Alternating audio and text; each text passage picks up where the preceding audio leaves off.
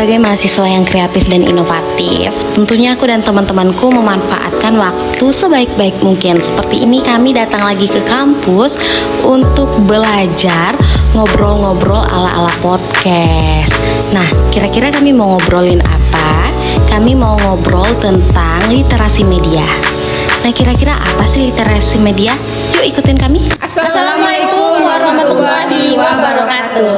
Halo pemirsa, jadi aku Adila Suci Ananda dan teman aku Fahria Nabila dan juga Husnul Khotimah. Kami ingin belajar nih, gimana sih caranya ngomong di depan kamera, ya nggak Bel? Ya nggak Nol? Ya. Kamu bisa nggak ngomong di depan kamera tuh tanpa ada hambatan apapun? Sampai sekarang masih belajar nih Kak Dila, gimana caranya ngomong di depan kamera supaya apa yang kita pelajari selama ini tuh bisa terrealisasikan gitu.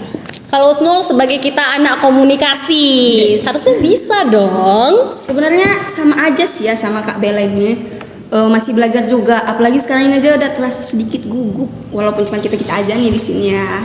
Wow, aku pribadi juga masih gugup, gemeteran sebenarnya.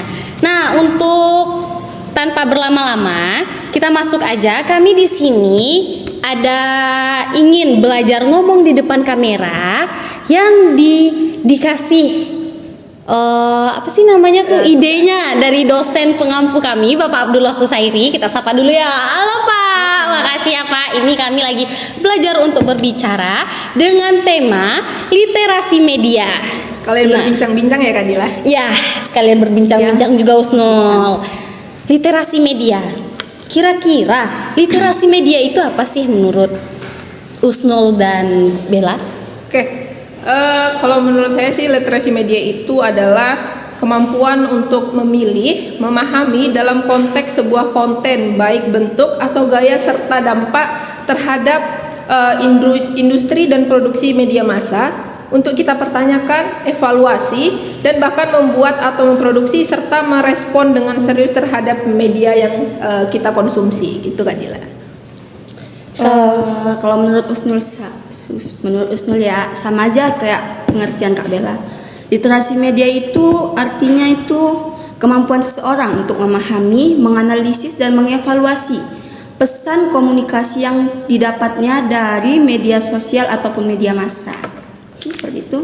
Nah, tapi kan sebelum literasi medianya, kita juga harus tahu arti literasi ini. Nah, literasi itu banyak beberapa dari kita yang menganggap literasi itu hanya membaca. Tetapi sebenarnya literasi itu kemampuan seseorang untuk menanggapi persoalan hidup melalui sumber informasi yang mereka dapatkan, yang seperti yang dikatakan oleh Kak Bella dan Kak Husnul tadi. Nah, kita lanjut ke tujuan literasi media. Tujuan literasi media itu bisa menjadikan kita sebagai penulis, pembaca dan komunikator yang baik. Beda dari orang-orang yang malas. Jikalau dia malas, bagaimana dia Kak Bella dan Kak Husnul bisa menjadi komunikator yang baik, berbicara dengan baik, menulis dengan baik, menjelaskan dengan baik. Jadi literasi media itu sangat penting. Nah, tujuannya selanjutnya itu bisa meningkatkan kemampuan diri kita, meningkatkan kita untuk berpikir kritis. Apalagi kita seorang mahasiswa, dan walaupun juga kita yang mahasiswa atau tidaknya, kita juga harus memiliki kemampuan berpikir yang kritis. Kalau menurut Kak Husnul gimana? Ya, menurut saya itu tujuan dari literasi media itu adalah untuk meningkatkan pemahaman seseorang dalam mengambil kesimpulan dari informasi yang didapatnya. Mungkin seperti itu. Oke, jadi kita juga bisa melihat Kak Dila sama Kak Husnul bahwasannya survei itu membuktikan bahwasannya perkembangan teknologi menjadikan internet itu menjadi sumber informasi yang banyak diminati oleh masyarakat Indonesia. Jadi jumlah pengguna internet di Indonesia itu mencapai 204,7 juta atau sekitar 73,7% dari total populasi di Indonesia. Jadi di sisi lain ini dengan persentase yang sebesar itu yang cukup tinggi tersebut tidak menjadi patokan bahwa masyarakat Indonesia itu telah memiliki kesadaran untuk berliterasi media gitu Kak. Ternyata banyak juga ya yang menggunakan internet Tapi nih Kak Bella dan Kak Usnul, mereka banyak menggunakan internet nih, tapi literasi di Indonesia masih rendah. Ya. Itu tuh kira-kira mereka menggunakan internet itu untuk apa sih? Jadi itu kembali lagi bagaimana dari kita sendiri, bagaimana kita menggunakan media sosial itu sendiri ya, bagaimana kita menggunakan internet itu sendiri, karena tidak bisa dipungkiri dengan kemajuan teknologi yang ada sekarang itu memungkinkan bahwa masyarakat lebih bisa mengeksplor dirinya untuk maksudnya tidak berpatokan untuk berliterasi media gitu. Jadi kayak misalnya tidak bisa dipungkiri kayak video di TikTok 60 detik lebih berharga daripada para jurnalis membuat berita yang membuat satu berita gitu. Jadi dengan video 60 detik itu biasanya orang sudah bisa mengambil kesimpulan, oh bahasanya sekarang terjadi misalnya kayak baru sekarang terjadi bencana nih. Dengan video 30 detik tuh manusia cepet pengen instan gitu loh Kak. Jadi kayak jadi nggak perlu baca berita, tidak perlu kita baca berita. Jadi dengan video 60 detik yang tersebar di TikTok itu kita sudah memahami, oh sekarang sedang ada bencana alam di Sumatera Barat ini. Jadi manusia tuh rasanya sekarang tuh kayak mendapatkan informasi itu pengennya lebih mudah gitu. Jadi kayak untuk membaca untuk itu tuh kurang. Jadi dengan melihat baru langsung mencerna dengan itu semua gitu. Padahal sebenarnya itu kurang baik, bukan tidak boleh, tapi itu kurang baik. Seharusnya kita harus lagi mencari. Ini para jurnalis sudah terjun ke lapangan, udah panas-panasan, hujan-hujanan, redaksinya udah nyusun kata-kata yang untuk bisa lagi kita cerna lebih baik. Tapi kita sebagai masyarakat mungkin bisa disebut awam lebih memilih tadi video 30 detik 60 detik itu. Nah Kak Usnul, menurut Kak Usnul itu gimana? Jadi menurut aku tuh kalau kita mau mengkonsumsi informasi dan media, tentunya kita tidak boleh menelan mentah-mentah media yang kita dapatkan itu. Kita harus memfilter mana informasi yang harus kita ambil dan mana informasi yang nggak perlu kita ambil. Contohnya tuh seperti kita ada nih belajar teori komunikasi.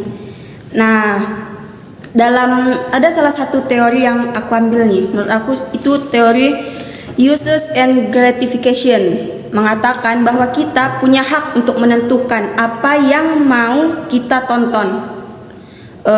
Jadi kita bisa memfilter mana yang baik dan mana yang buruknya. Jadi itu tadi ya Kak Usnul ya, pentingnya kita untuk berliterasi media, karena membaca itu memang ya tidak bisa dipungkiri itu membaca adalah jendela dunia. Jadi dengan itu kita bisa memilih mana yang fakta dan mana yang dusta gitu. Ya, seperti itu. Tapi kita juga harus bisa loh memilih kelompok-kelompoknya.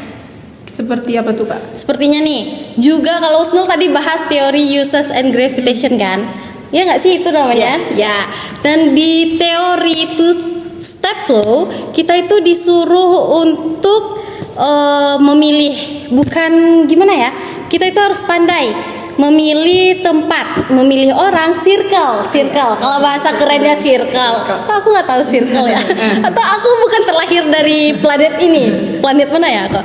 Jadi kita harus bisa memilih circle yang baik untuk kita bisa mendapatkan informasi-informasi yang baik juga. Karena di teori two step flow itu kita lebih berpengaruh ke persepsi orang lain dibanding persepsi kita sendiri. Misalnya nih, Kak Bella habis nonton berita Galodoh nih. Kak Bella bilang di Galodoh itu ada 10 korban. Padahal di berita Galodoh itu bukan 10 korban. Sementara aku, karena aku satu circle dengan Kak Bella, tidak menyaring lagi, tidak mencari informasi yang lain lagi. Aku percaya bahwa emang korban itu ada 10 yang dari Kak Bella tadi. Jadi sebaiknya kita emang harus mencari, memilah lagi, membaca lagi itu benar atau tidak. Nanti kalau misalnya kita salah baca, itu kita bisa menjadikan penyebar berita hoax. Emangnya teman-teman mau menjadi penyebar berita hoax? Nah, gimana sih caranya kita untuk meningkatkan literasi di Indonesia ini? Apalagi kita sebagai anak komunikasi dan udah belajar literasi media. udah belajar teori komunikasi, gimana menurut kakak? Kalau menurut saya sih salah satunya itu dengan membangun rumah baca ya, karena itu mungkin dengan membangun rumah baca itu kemungkinan besar itu biasanya orang membangun rumah baca itu targetnya tuh bisa dari anak-anak kecil, anak-anak SD. Jadi memang tidak bisa dipungkiri itu gadget lebih bukan berpengaruh. Gadget itu mungkin daya tariknya lebih kuat daripada buku sekarang, Kak. Jadi mungkin sekarang mahasiswa sekarang lebih banyak membuka perpustakaan keliling, itu khususnya lebih diutamakan kepada mungkin kita juga, tapi anak-anak SD atau yang lain supaya memang untuk membangun literasi media tersebut tadi itu Kak. Nah, mungkin itu tuh kenapa dimulai dari anak-anak kecil, adik-adik kita, karena supaya mereka itu terbiasa ya kan Kak Usnul, terbiasa. Ini kan Kak Usnul punya adik nih di rumah, coba adiknya itu diajarkan bukan dikasih gadget. Kalau misalnya Kak Usnul, pastikan Kak Usnul pasti ada suntuk dong yang namanya ngasuh adik. Tapi Kak Usnul jangan kasih handphone, apalagi kasih langsung buka video lihat Tayo, Cocomelon. Coba Kak Usnul dimulai dari buku dongeng. Kak Usnul bisa ajak dia coba baca ini, gini gitu. Kak Usnul harus bisa juga gimana caranya untuk dia tertarik dengan buku itu. Kalau dari Kak Usnul ada tambahan nggak? Kalau menurut aku ya, kalau Kak Bella tuh kan dari tadi kita dilatih dari kecil ya buat mengikuti kegiatan rumah baca biar kita mengerti tentang literasi media itu. Kalau menurut aku, kalau misalnya udah dari kecil, jangan cuman pas saat kecil kita mengikuti kegiatan-kegiatan seperti itu. Kita yang udah dewasa juga, yang udah sebagai mahasiswa, kita juga harus mengikuti pelatihan-pelatihan atau workshop tentang literasi media itu. Karena di zaman sekarang ini udah cukup banyak kok organisasi yang menawarkan pelatihan-pelatihan dan workshop untuk literasi media itu. Dan juga kita harus membaca sumber berita yang kredibel maksudnya. Membaca sumber berita yang kredibel, cari sumber berita melalui jurnalis yang kompeten. Jangan jurnalis abal-abal gitu sih. Yang seperti video 60 detik tadi ya, itu kan termasuk kepada jurnalis yang jurnalis asal jadi jurnalis instan. Tapi itu tuh udah awal yang bagus loh Kak Bella, udah berani untuk meliput walaupun belum ada 5W1H-nya.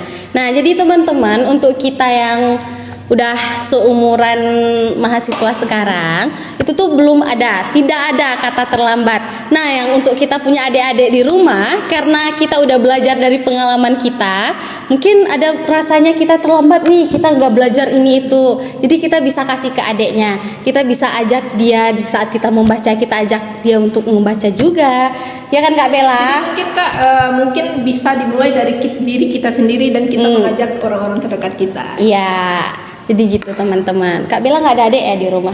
Kasihan banget. Dan anak terakhir ya Kak Bella. Kalau kami sih masih ada yang ingin kami ajarkan lagi ya gitu. Mungkin sekian dari kami teman-teman. Jika ada penyampaian kata yang salah atau yang kurang, kami mohon maaf. Nah, di sini masih belajar cara ngomong depan kamera. Ya, kami juga masih belajar. Terkadang masih terpaku ke teks. Jadi kayak ya gitu teman-teman ya. Jadi mohon dimaafkan jika bahasa kami kurang atau ada kesalahan bahasa, kesalahan kata. Iya. Informasi itu mohon dimaafkan, atau mungkin teman-teman bisa mengajukan saran yang apapun kita. Soalnya di sini kita sama-sama belajar. Mungkin sekian dari saya, Adila Suciananda. Saya Fahria Nabila. Dan saya Fajrul Fatimah. Kami pamit undur diri. Assalamualaikum warahmatullahi wabarakatuh. Dah. Nah, mungkin sekian aja dari kami. Jika ada kesalahan dibuang aja, jika ada kebenaran ya pungut. Dah. Disaksikan.